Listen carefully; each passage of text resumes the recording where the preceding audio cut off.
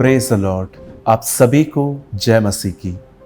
खुदावन यसु के पाक जिंदा जलाली और कुदूस नाम में आप सभी को सलाम। Greetings to you in the matchless name of our wonderful saviour Lord Jesus Christ. मेरे भाइयों, मेरी बहनों, इस समय आप में से जितने भी लोग अपने घरों में, अपने टीवी में और अपने मोबाइल में इस समय इस वीडियो को देख रहे हैं, हम आप सभी का यीशु मसीह के नाम में स्वागत करते हैं। और ये मेरी दुआ है आपके लिए कि आने वाले दिनों में परमेश्वर आपको बड़ी बरकत दे, आपकी बीमारियों को चंगा करे, आपको वो आज़ाद करे बंधनों से, आपके घरों में शांति आए और इससे भी बढ़कर वो आपको अपनी आत्मा से भरे, ताकि हम उसके बेटे यीशु की समानता में, उसके स्वरूप में और हम उसके स्वभाव में हम बढ़ते जाएं। मैं आज के इस वचन को शुरू करने से पहले, जिसका आज नाम है क्यों मुझे छोटी छोटी बातों से ठेस लगती है, क्यों मैं बहुत जल्दी हर्ट होता हूँ, ऑफेंड होता हूँ, अंदर ही अंदर सफ़र करता हूँ। आज मैं इस वर्ड को शुरू करने से पहले आप में से हर एक को एक ब्लेसिड इंफॉर्मेशन, एक बहुत ही आशीषित सूचना देना चाहता हूँ। हम जब एक इमारत को देखते हैं तो आप देखते होंगे कि एक इमारत को बनाने से पहले उसके नीचे एक बहुत ही गहरा खड्डा खोदा जाता है, जिसको हम फाउंडेशन कहते हैं, हिंदी में कहते हैं नींव, और उसके ऊपर हम एक बिल्डिंग को खड़ी करते देखते हैं, सुपर स्ट्रक्चर जिसे कहा जाता है।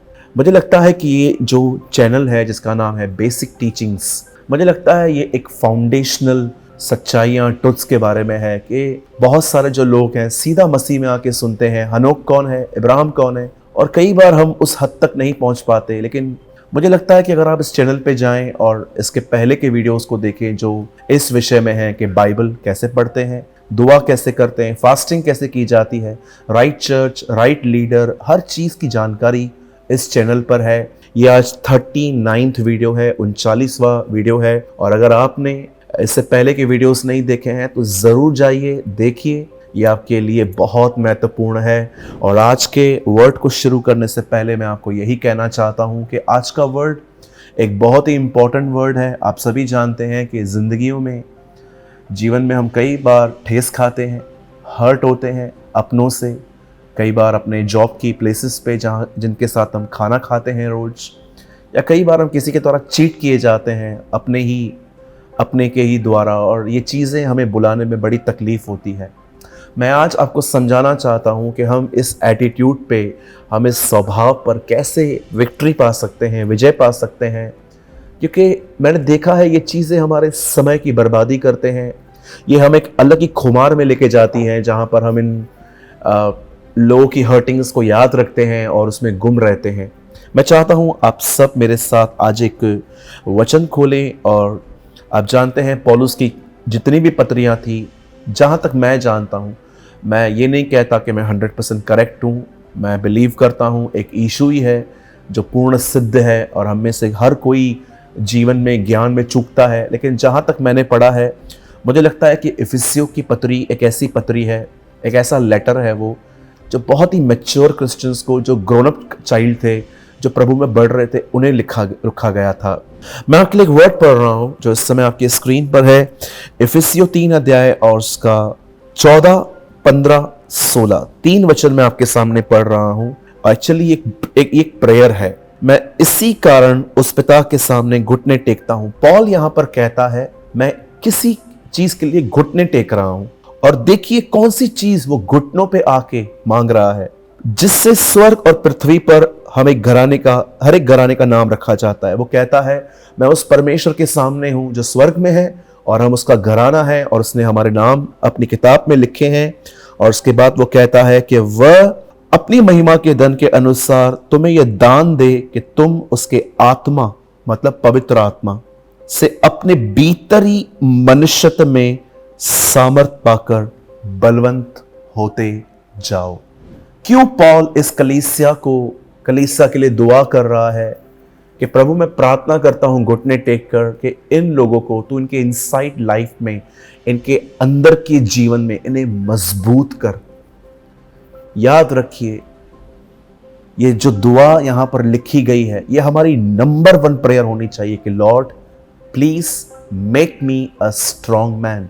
मुझे भीतर से अपनी आत्मा के सामर्थ, पॉल ये नहीं कहता है कि ये मजबूत हो, पॉल कहता है पवित्र आत्मा की सामर्थ के द्वारा।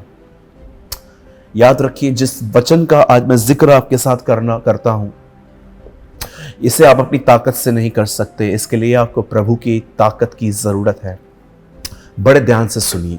हो सकता है आप एक ऐसे व्यक्ति हैं जिनको लोगों का हैंडशेक न करना भी हर्ट करता हो, कि कोई आपसे मिला, उसने आपको स्माइल नहीं दी, हैंडशेक नहीं किया और आप इससे ठेस खा गए कि इसने मेरे साथ गलत किया। या हो सकता है आपने किसी की मदद की थी उसके टफ टाइम में, लेकिन जब आपके ऊपर टफ टाइम आया दे लेफ्ट, वो दिखे नहीं, उन्होंने आपका फोन नहीं उठाया, उन्होंने आपको इग्नोर किया। या कभी कभी ऐसा होता है कि आप किसी के करीब थे, उन्होंने स्लोली आपसे बातचीत करना कम कर दी, वो कट ऑफ कर रहे हैं।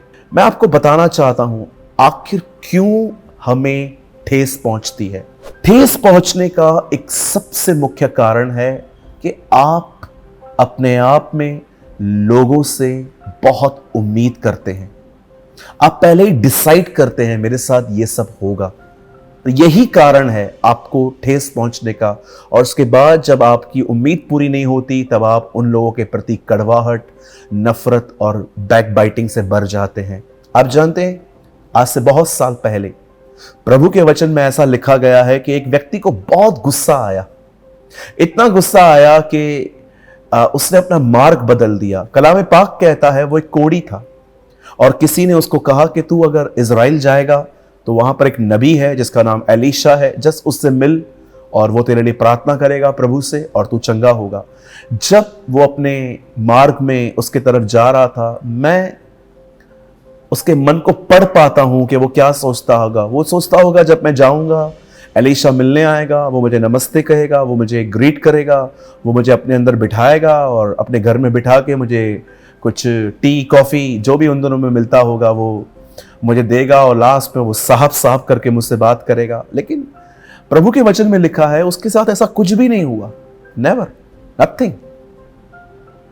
गहजी उसको मिलता है और कहता है क्या हुआ, तो बोलता है मैं एलीशा से मिलने आया। तो वो एलीशा को मैसेज पास करता है। एलीशा कहता है ऐसे बोल, जा और इस रिवर में जाके, इस नदी में जाके डुबकियां मार। और द बाइबल सेज उसे गुस्सा आया, वो क्रोधित हुआ। क्यों गुस्सा आया उसे, क्यों उसे हर्ट हुआ? क्योंकि वो उम्मीद कर रहा था कि मेरे साथ ये होगा।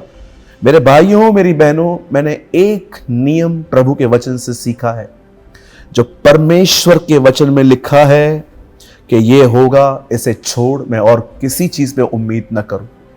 अगर प्रभु ने मुझे कहा है कि वो मुझे स्वभाव से बदलेंगे, वो मुझे आत्मा से भरेंगे, वो मुझे दान वरदान देंगे, वो मुझे अपने करीब आने देंगे और एक दिन वो मुझे लेने के लिए बादलों पर आएंगे, इसे छोड़ मैं किसी लोगों से उम्मीद नहीं करता। क्योंकि मैं जानता हूं इंसान अपनी खुशी में अलग होता है और अपने दुखों में अलग होता है और वो अपने स्वार्थ में अलग होता है, और जब वो न्यूट्रल होता है तो वो अलग होता है। इंसान बदलते हैं। किसी भी व्यक्ति पर जिसको आप पहचानते नहीं हैं, और इवन कभी कभी तो पहचानने के बाद भी हम धोखा खाते हैं। आपने देखा कैसे उसे ठेस पहुंची इस बात से, कैसे उसे दुख हुआ और वो गुस्से में चला गया। तब एक बुद्धिमान व्यक्ति ने उसके मन को चेंज करने में उसकी हेल्प की। तब उसने कहा कि उससे तुझे क्या गलत कहा कि तू उसे इतना दिल पे ले रहा है और तुझे गुस्सा आ रहा है। तब उसने उसकी अकल, उसकी विजडम थोड़ी स्थिर हुई और वो वहां से हील हुआ। आप बाइबल के अंदर एक और व्यक्ति पढ़ सकते हैं जिसका जिक्र बाइबल में है, हन्ना। उसकी सौतन उसे बार बार ताने मारती थी कि तेरी जो कोख है वो बंद है, खुदा ने पूरी बंद करके रखी है। मैंने कभी नहीं पढ़ा। मैं दुआ करता हूं प्रभु हमारी बहनों को हन्ना की तरह बनाए कि वो इतना सुनने के बाद भी उसे बैक आंसर न करके वो खुदा के सामने रोती थी। और यही कारण था, समय समय पे जो उसको जख्म हुए थे वो जल्दी हील हो गए।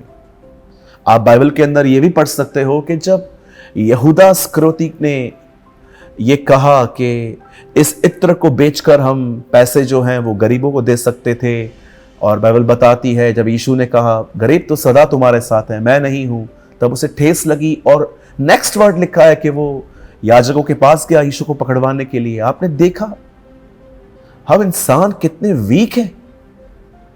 कितना जल्दी हमें ठेस लगती है। ठेस लगने के बाद गुस्सा आता है, कड़वे हो जाते हैं, फिर एक एक व्यक्ति से उस आदमी की जिक्र करते हैं, ये ऐसे लोग हैं, ये विश्वासी होके ऐसे करते हैं, ये लोग बिलीवर होने के लायक नहीं है, इन्होंने क्या सीखा है इतने साल से, ये ठोकर है, ये स्टम्बलिंग ब्लॉक्स हैं। हम बहुत कुछ बोलते हैं। मेरे भाइयों, मेरी बहनों, जब तक आप पॉल की इस प्रेयर को नहीं समझेंगे, ये दिक्कत आपकी जिंदगी से कभी पूरी नहीं होगी। पॉल यहां पर इफिसियों के लोगों के लिए यह दुआ नहीं करता कि खुदा इन्हें कंफर्ट जोन में ले जा, इनके हालातों को ठीक कर। वो वहां के कलीसिया के लोगों के लिए कहता है, प्रभु तू अपनी पवित्र आत्मा की ताकत के द्वारा इनके भीतरी मनुष्यत्व को बलवंत कर। मुझे लगता है सिर्फ प्रचार सुनना ही सब कुछ नहीं है, हमें कोई ऐसा व्यक्ति भी चाहिए जो हमें सिखाए कि हम अपनी दुआओं में कौन सी दुआएं कर सकते हैं। आप देखिए, लगभग पॉल अपनी हर कलीसिया के लिए प्रार्थना करता था, अलग अलग प्रार्थना, किसी के लिए दुआ करता था कि उन्हें आनंद मिले, किसी किसी को वो कहता था कि प्रभु तू उनको सुसमाचार फैलाने में मदद कर। लेकिन यहां पर वो कहता है, प्रभु मैं घुटने टेकता हूं कि तू इनके भीतरी मनुष्यत्व को बलवंत कर। मैं आप में से हर एक को एक और बात बताना चाहता हूं। जब मैं नया नया मसीह था, मुझे आज प्रभु में 16 साल हुए हैं आते हुए। जब मैं सिर्फ 6 महीने का था प्रभु में, तब मैंने पिता, पुत्र और पवित्र आत्मा के नाम का बपतिस्मा लिया। और मैं आप में से हर एक को बताना चाहता हूँ, पहले के दिनों में जब मैं बाइबल को पढ़ता था तो मैं एक्साइटेड होता था कि जीसस क्या मिरेकल्स करता है। 4 दिन के मुर्दे को जिंदा करना, 2000 दुष्ट आत्मा एक वर्ड से निकालना, तूफान को शांत कर देना, मछली में से सिक्का निकालना। जब मैं पढ़ता था मैं हैरान होता था कि प्रभु कभी मैंने देखा नहीं है ये सब जो आप कर रहे हैं, क्या अमेजिंग होगा जब आप ये सब करते होंगे। लेकिन जब मैं आगे बढ़ा और जब मैंने पवित्र आत्मा से परिपूर्ण होना मैं चालू होगा, तब मैं यीशु के चमत्कारों से अधिक मैं अब ये देखने लग गया कि उसे जब गालियां पड़ती थी, लोग उसे बुरी बुरी बातें कहते थे, लोग उसको क्रिटिसाइज करते थे, लोग उसके रास्तों में आते थे, कैसे वो बगैर डिस्टर्ब हुए, विदाउट अपना टेम्पर खोए, न गुस्से में, बड़ा नम्रता से, प्रेम से उनसे बर्ताव करता था। तब मुझे पवित्र आत्मा ने कहा, देख क्या उसके अंदर जीवन था, बलवंत, स्थिर और सिद्ध। और इसी व्यक्ति ने हमें कहा है, मेरा पीछा करो। मेरे भाइयों, मेरी बहनों, पॉल हमारे लिए ये प्रार्थना नहीं करता कि हम और हमारे हालात ठीक हों। वो ये दुआ करता है कि हमारे अंदर पवित्र आत्मा एक कार्य करे कि वो अपनी ताकत से हमारी भीतरी जिंदगी को मजबूत करे। याद रखिए, जब तक जीवित हैं आपको बुरे लोग मिलेंगे, आपको सेल्फिश लोग मिलेंगे, आपको पॉलिटिकल लोग मिलेंगे जो आपको दिखाएंगे मैं आपकी तरफ हूं, लेकिन आपके पीठ के पीछे वो आपके विरुद्ध में है। और आपको अलग अलग तरह के लोग मिलेंगे। मैं आपसे पूछना चाहता हूं, अगर आपके ऑफिस में पॉलिटिक्स है तो क्या आप ऑफिस छोड़ देते हैं? अगर आपके परिवार के अंदर लोग अच्छे नहीं है तो क्या आप घर छोड़ देते हैं? नहीं। लेकिन हम सफर करते हैं इनसाइड। हम क्यों सफर कर रहे हैं? बिकॉज हमने ये दुआएं नहीं सीखी हैं। हमने दुआएं सिर्फ मांगने वाली सीखी हैं कि मुझे क्या क्या मिल सकता है। पर इन दुआओं का क्या, जो नए नियम, नई वाचा में आई है कि प्रभु मैं तुझसे दुआ करता हूं घुटने टेक कर कि तू अपनी आत्मा की सामर्थ्य से इनकी भीतरी जिंदगी को मजबूत कर। मेरे भाइयों, मेरी बहनों, I want to encourage you. मैं आपको उत्साहित करना चाहता हूं आज। प्लीज इस दुआ को सीखें, इन प्रार्थनाओं को सीखें। मैंने ये डिसाइड किया है कि आने वाले दिनों में मैं एटलीस्ट 1 महीने में एक वीडियो ऐसा ज़रूर डालूं कि हमें क्या दुआ करनी चाहिए। मैं बिलीव करता हूं आज के वर्ड के द्वारा आपने ज़रूर सीखा होगा। जब पवित्र आत्मा आपके अंदर रहता है और आप जब दुआ करते हो, वही पवित्र आत्मा आपकी इनसाइट लाइफ को पूरा भरना शुरू करता है अपने आप से। वो उस हेवनली एटमॉस्फेयर को आपके अंदर लेकर आता है और आप अंदर से खुश रहना, चीज़ों को इग्नोर करना, ठेस न लगने वाले जीवन में आप आगे बढ़ते रहते हो।